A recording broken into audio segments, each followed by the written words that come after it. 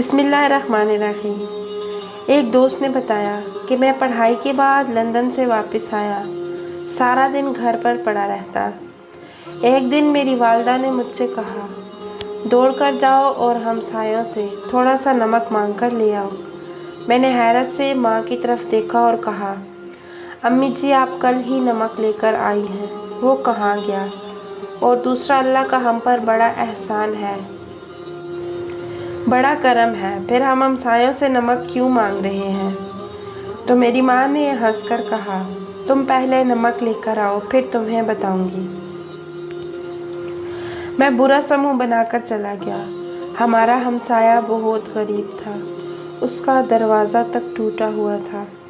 میں نے اس کی کنڈی بجائی، خاتون خانہ باہر آئی۔ میں نے اسے سلام کیا اور بتایا کہ میں آپ کے ہمسائے خواجہ صاحب کا بیٹا ہوں، لندن سے آیا ہوں، میری والدہ کو تھوڑا سا نمک چاہیے، اگر ہو سکے تو آپ دے دیجیے۔ خاتون کے چہرے پر مسکراہٹ آ گئی۔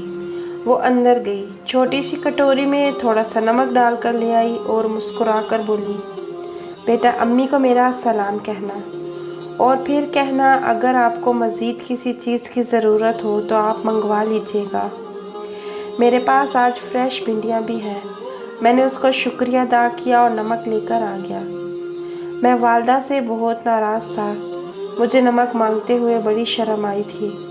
میری والدہ نے مجھے دیکھ کر قہقہ لگایا اور میرے سر پر ہاتھ پھیر کر بولی، بیٹا یہ لوگ غریب ہیں، یہ روز مجھ سے کھانے کی کوئی نہ کوئی چیز مانگتے ہیں۔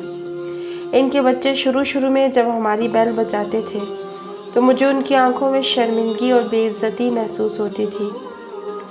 میں نے انہیں اس شرمندگی سے نکالنے کے لیے یہ طریقہ ایجاد کیا ہے کہ میں ہر دوسرے دن ان سے کوئی نہ کوئی چیز مانگتی رہتی ہوں، کبھی نمک مانگ لیتی ہوں، کبھی مرچ کے لیے کسی کو بھجوا دیتی ہوں، کبھی دوپٹہ، چادر یا بالٹی مانگ لیتی ہوں۔ میرے مانگنے کی وجہ سے یہ لوگ کمفرٹیبل ہو جاتے ہیں اور ان کو جو بھی چیز چاہیے ہوتی ہے یہ ہم سے بے دھڑک لے لیتے ہیں۔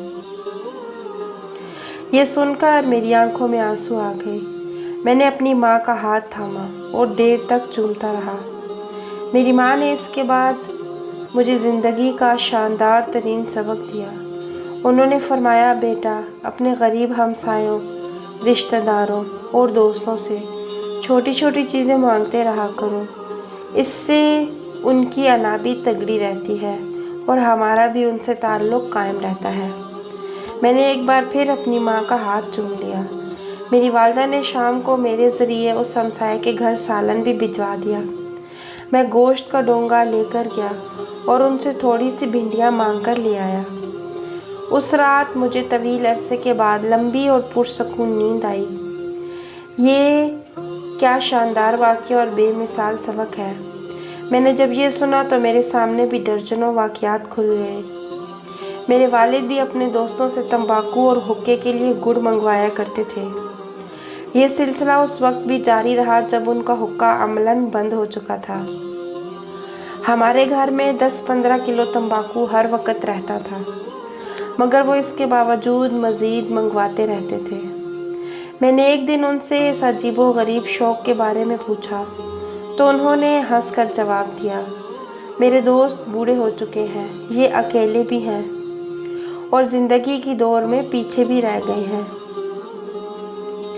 مجھے تمباکو پہنچانا ان کی زندگی کی واحد ایکٹیویٹی ہے۔ میں انہیں فون کر کے فرمائش کرتا ہوں تو یہ خوش ہو جاتے ہیں۔ اس بہانے اسلام آباد آتے ہیں۔ میں انہیں ڈاکٹروں کو دکھا دیتا ہوں، 2-3 دن ان کی خدمت کرتا ہوں، واپسی پر انہیں جوتے اور کپڑے بھی لے کر دیتا ہوں اور ہم 1-2 دن ہنس کھیل بھی لیتے ہیں۔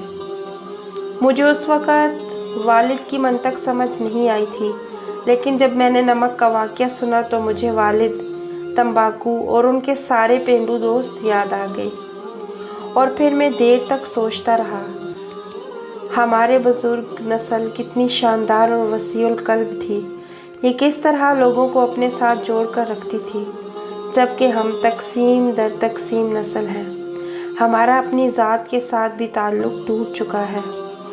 بزرگوں کی پرانی روایت تھی، ہماری دادیاں اور نانیاں دوسروں کا برتن خالی واپس نہیں بھجواتی تھی۔